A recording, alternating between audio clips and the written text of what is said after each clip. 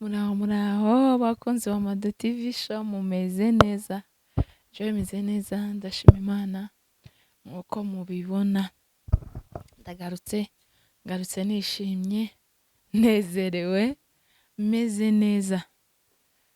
Ni ukuvuga ngo mu bibaho byose tugomba kuza dushima Imana. Igikuru ni ubuzima, tutitaye ku biba bihari n'ibiba byabaye, dufite ubuzima tuba dukomeye kandi tuba twumva ko bimeze neza. Hanyuma rero abatamerewe neza nabo Imana ibagirire neza kandi biteho, ibasure kandi basange. Tubahaye ikaze bakunzi bacu badukurikiranye, abadukurikiranye bwa mbere bakimbona bwa mbere, nitwa Mado Yvonne ariwe Mado TV show.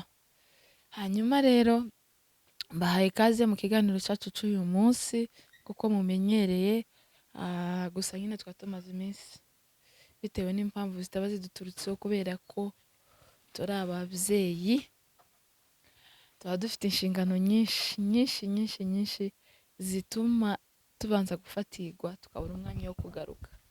Uyu munsi rero twabonye uburyo bwo kugaruka kugira ngo tuganire namwe. Nizere ko mumeze neza. Hari abantu benshi bamaze iminsi bambaza ngo ese bimeze gute ko umaze iminsi udakora.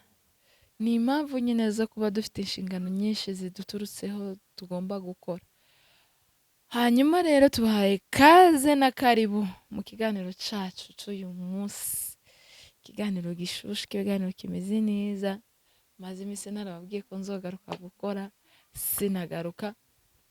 Uyu munsi rero nagarutse. Tuba tumaze iminsi tudakora top 10. Uyu munsi ngiye kuyakora. Ngiye kuyikora uyu munsi. Numvise ko ngomba kuyigarukana, ariko itandukanye n'izo mumenyereye. Nari maze iminsi batamwo abamama, n'ubundi nzobagarura bari ku murongo gutya, bari ku musitari ko ndagira gutya nkababona, ariko uyu munsi ntabwo ari abamama mvugaho. Uyu munsi top 10 nazanye iragira iti vumbura. Top 10 nazanye rero ni top 10 y'abashumba. Abashumba ba hano iwacu i Bujumbura, vuga ngo abashumba bameze gute? Abashumba b'abasirimu nibo nabazaniye uyu munsi wa none. Tubane utere agatebe umve ko nawe umushumba wawe yoba arimo. Twabazaniye abashumba b'abasirimu ba hano mu gisagara cya Bujumbura.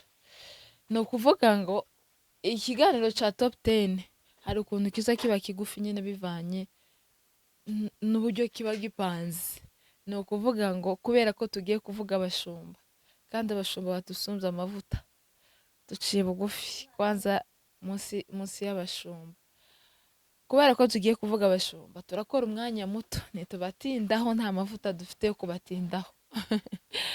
Amavuta dufite ntabwo ari ayo gutinda ku bashumba, turabavugaho nyine bitari cyane. Hanyuma rero ni ukuvuga ngo tugiye kuvuga abashumba 10 ba mbere b'i Bujumbura b'abasirimu. Tuzakomeza tubazanire n'abandi, ariko tugiye kuvuga pariti ya mbere y'abashumba 10 b'abasirimu i Bujumbura. Tuzova n'i Bujumbura tuje n'ahandi. Hanyuma rero turatangira kuko musanzwe mubizi, turatangira ku nimero y'10. Nimero y'10 ni umushumba ariko nyine ukiri mu myaka mikeya, utaraje mu myaka ikuze. Ni umusirimu, azi kwambara.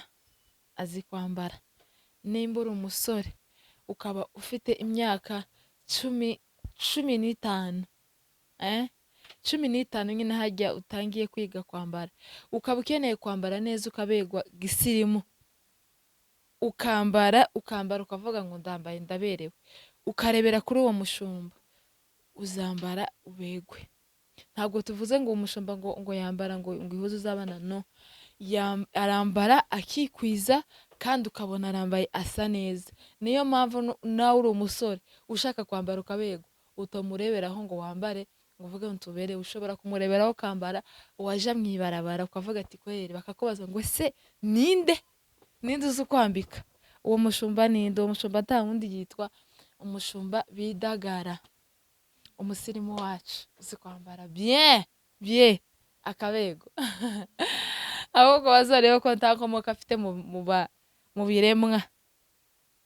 Okay, twagiye kuri nimero 9. Nimero 9 ni umushumba nawe uzi kwambara bien, akabegwa, agasa neza, haba mu materaniro, haba mu buzima busanzwe, aba ari smart. Nimbabwira ngo smart, ni uwo mushumba tugiye kuvuga. Uwo nta wundi ni umushumba wo muri Gerezo. Duciye bugufi ku mavuta yawe, papa turakubashe, ariko wumve ko uri umusirimu wambara ukabegwa, kandi wumve ko uri icitegererezo no mu buzima bwa gikristo, uri icitegererezo cy'abantu benshi. Uwo nta wundi ni umushumba Eric. Mumbabarire kubavuga mu mazina, sinobasha kumenya abana banyu mwese ngo mbadondore mbamenye, ariko ndagenda mbavuga mu mazina, ariko mwumve ko mbubashe, ndabubashe mu mavuta yanyu ciye bugufi. Hanyuma rero tugiye kuri nimero 8. Nimero 8 nawe sha ko birangora kumuvuga. Birangoye kumuvuga, ariko ntakundi turihangana, turagenda twavuge ko duca munsi y'amavuta yanyu tukavuga. Hanyuma rero uwo nawe mbabwiye ko nimbabwira ngo umuntu uri smart, umusirimu, uzi kwambara, reka nongereho n'ikindi, witonda, w'imfura, umukristo, ibyo mzongeyeho. Ariko twagiye ko tugiye kuvuga abasirimu, ariko ako nako kongeye kubera ko abigira. Ni icitegererezo muri sosiyete, haba mu bikorwa by'Imana, haba mu buzima busanzwe, ni icitegererezo. Ni umusirimu ku mubiri, ni umusirimu mu mutwe. Mana yanje, azi kwambara akabegwa. Uwo nta wundi yitwa Seba, umushumba wo muri Zion. Okay, twagiye kuri nimero 7. Nimero 7 na umushumba nawe, mana yanje, ni umunyamavuta menshi, baje guca bugufi ku mavuta yawe. Ni ukuvuga ngo uwo mushumba nawe ni umusirimu, kandi ageze mu myaka nyine, afite imyaka yisumbuwe, imyaka iri hejuru, ntabwo ari hejuru cyane, ariko ari hagati, ariko kandi bitewe n'imyaka afite n'uburyo tumubonamo ubusirimu, kuko ku myaka afite n'ukuntu yifata. Ubundi ubusirimu ni bwiza pe, ubusirimu ni bwiza. Usanga umuntu asa neza, usanga umuntu azi kwambara, kandi akambarira imyaka afite, akayambarira akabego pe. Ntabwo ari ukuvuga ngo nimba ngo ushaje ngo bisigure ko wambara uko wumva, no. Hari abantu bazi kwambarira imyaka yabo, mu myaka agezemo, ariko akambara akabego, ukabona nyine arasa neza, yaje mu bandi ukabona ari smart. Uwo nta wundi ni umushumba wo muri EPGL. Duciye bugufi ku mavuta yawe umushumba, uri icitegererezo cya benshi, ufite benshi watojeje mu gakiza. Duciye bugufi ku mavuta yawe, ni ukuri pe. Umushumba wo muri EPGL, mwana yaje ko birangora kumuvuga, yitwa Jarosi.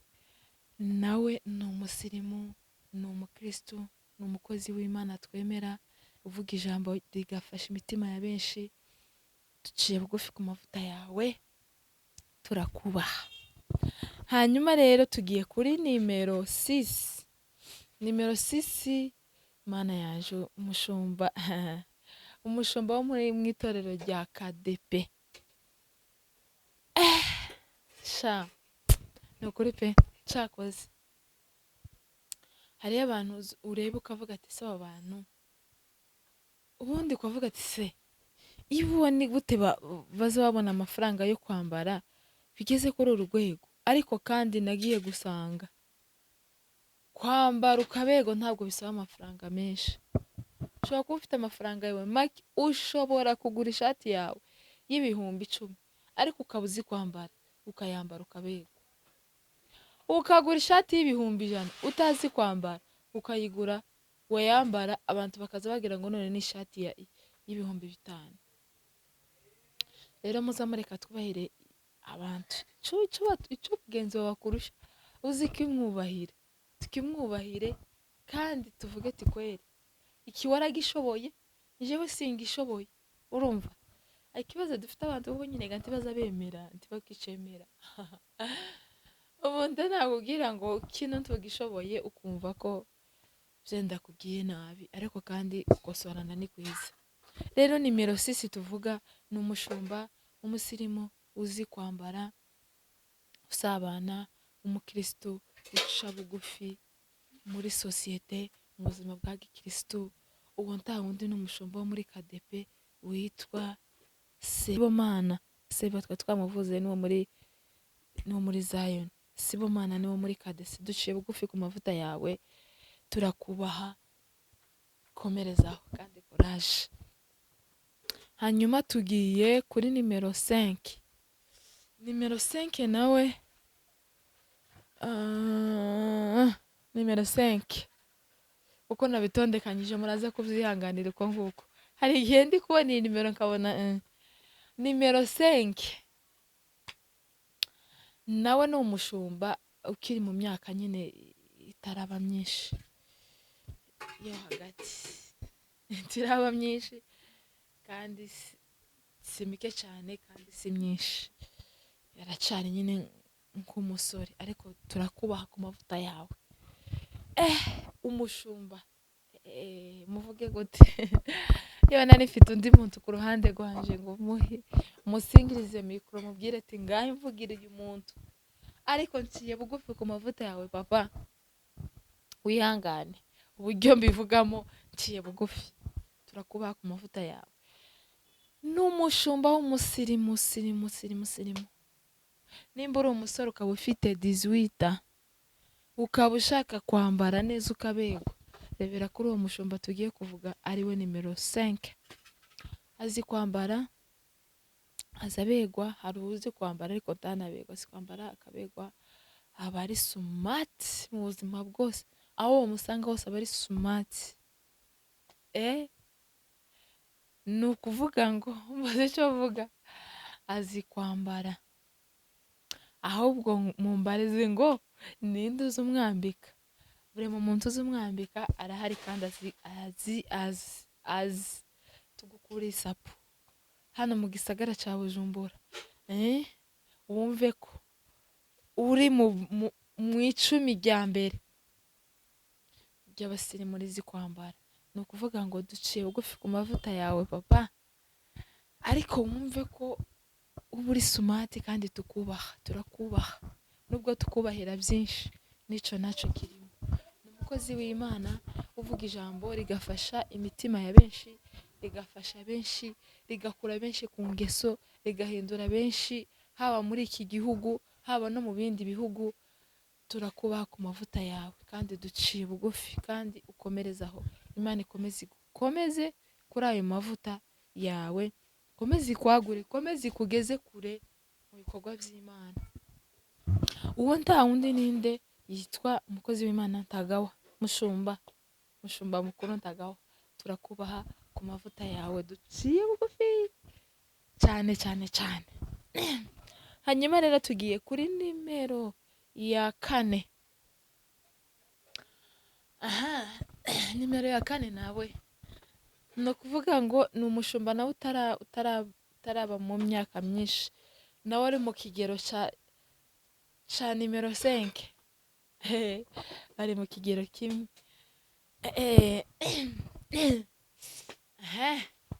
Cyangwa karabanza kankora. Ni umushumba nawe Imana yahamagaye, imuhamagara akiri muto, imusiga amavuta yose babwira ngo yose abaho. Imusiga amavuta akiri muto, iramuhamagara nawe arayitaba. Uwo nta wundi tuvuga ni umushumba wo muri Kona. Wo muri Kona. Ningiye kumuvugira hambere. Ni umushumba wo muri Kona, umusirimu uzi kwambara, usabana, w'amavuta. Imana yaje vuga iki ndeke iki. ntacyo navuga, ntacyo noreka. Wumve ko duciye bugufi munsi y'amavuta yawe, turakubaha papa, duciye bugufi kandi ukomereze aho. Ni byinshi tukwigiraho, haba mu buzima busanzwe, haba mu buzima bwa gikristo. Uzi guca bugufi kandi wumve ko uba uri smart. Okay, uwo nta wundi yitwa umushumba Marco wo muri kona. Tugiye kuri nimero turuwa. Nimero turuwa rero tuvuga. Okay, nimero turuwa ni umushumba umaze kugera mu kigero c'imyaka myinshi. Ntabwo ari myinshi cyane ariko kandi si mike kandi si na myinshi. Akaba rero ari icitegererezo cya benshi. Nimbabwira ngo uwo mushumba ku myaka agezeho, umusore w'imyaka 20 ushaka kwambara neza akabego, kwambara gisirima akabego, azaje kumureberaho. Ni umuntu uzoreberaho ukambara, ukabegwa, ukubahwa, kuko hari imyambarire mwe ushobora kwambara byenda ukavuga ati iyo ni imyambarire ariko kandi azi kwambara akabegwa. Ushobora kumureberaho ukambara, waja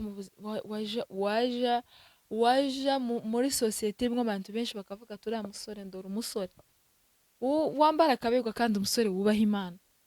Ni ukuvuga ngo uwo mushumba ku myaka afite vraiment, mana yanje turakubaha. Umushumba w'amavuta, uzi kubwiriza, uzi guca bugufi.